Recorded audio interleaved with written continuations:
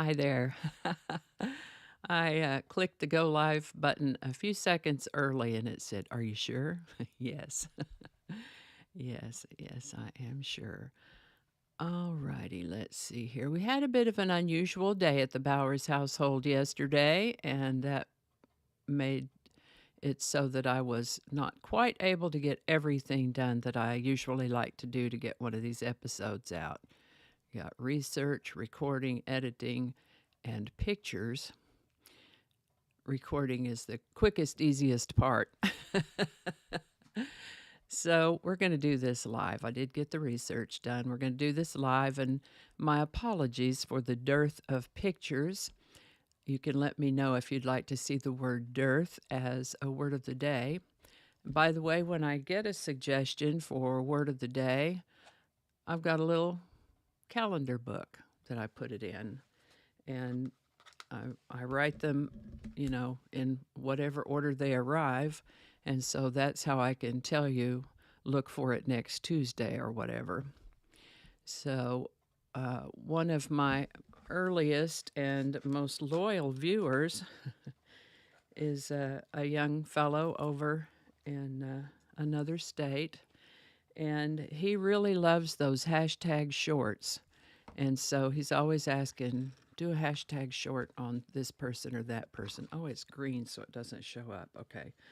Anyway, I put it on a sticky note, sticky note list page in this book, and they require about as much research as a regular episode, which is why I get behind on those. But it's all right here. I write the words down in order of occurrence and cover them in the order that they come in. And so let me know if you'd like to see dearth in the word of the day, and we should be able to get to it next week. All righty, let's get on with today. Hi, everybody. So glad y'all are here. I think I have a way to do this. Just a quick hello. Yeah, there's one. I see that I need to work on my shading there so that those will appear a little bit better. All right. And now we really will get on with today's history.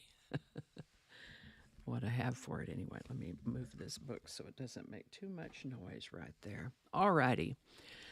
Hi there, and welcome to this day in history for February 8th. February 8th is 39th day of the year in the Gregorian calendar, with 326 days remaining to the end of the year, 327 in leap years. Some people celebrate Fat Thursday today. Fat Thursday is a Christian tradition in some countries, marking the last Thursday before Lent. It's associated with the celebration of Carnival. Lent, being a time of fasting, the days leading up to Ash Wednesday offer an opportunity for feasting until Easter. People might meet in homes or cafes with their friends and relatives and eat sweet cakes and other meals that they would not be eating during Lent. Fat Thursday occurs 5 days before Shrove Tuesday, Mardi Gras, 6 days before Ash Wednesday, and 52 days before Easter. In 2024, Fat Thursday occurs on February 8th. On a personal note, my family of origin did observe Easter as I was growing up, but I don't remember much about Fat Thursday or Mardi Gras until that year that we lived in New Orleans. Oh, baby, do they do the whole pre-Lent lineup in New Orleans. New Orleans is famous for Mardi Gras, among other things. All righty. Today's word is panacea. Panacea is a noun that means a remedy for all ills or difficulties, a cure-all, a universal remedy. Wouldn't it be nice if such a thing actually did exist? But it doesn't quite, does it? The name panacea was initially given to an herb, or actually various herbs, but one at a time, an herb that was thought to be a cure-all.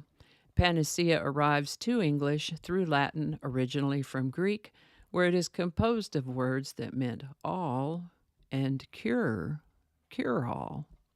Panacea. First known use of the word panacea as we know it is in the 1540s. Panacea. The word panacea was suggested by Odyssey viewer Easy9. Thanks, Easy9. And if you have a word you'd like to suggest for this Word of the Day segment, drop it in the comments. We'll take a look at it. Let's say a quick hello to this person right here.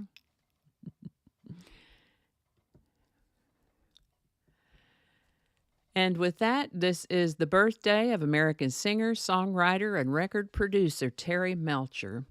Born Terrence Paul Jordan on February 8, 1942, he was the only child of actress Doris Day and her first husband, Al Jordan. That marriage didn't work out, and later on she married motion picture executive Martin Melcher in 1951. He adopted Terry, which is how Terry comes to have the last name of Melcher, although he did occasionally go by Terry Day.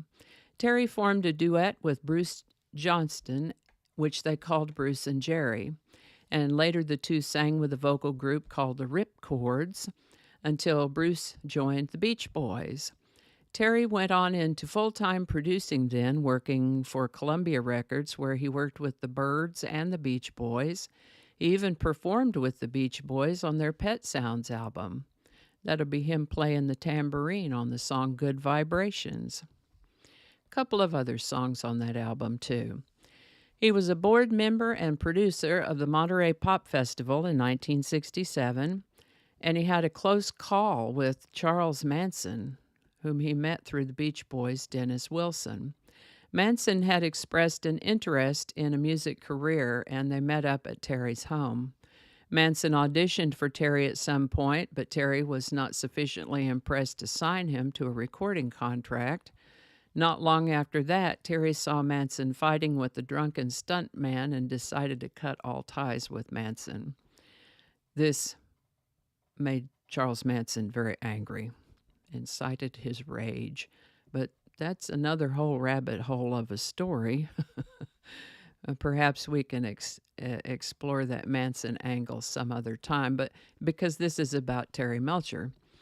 Terry produced for the Byrds on their 1969 Ballad of Easy Rider album and produced several shows for his mother, Doris Day. He co-wrote and produced the Beach Boys song, Kokomo, which was featured in the 1988 movie Cocktail with Tom Cruise. That song hit #1. These are just a few examples of Terry Melcher's success as a producer, so we could certainly say that he had a successful career.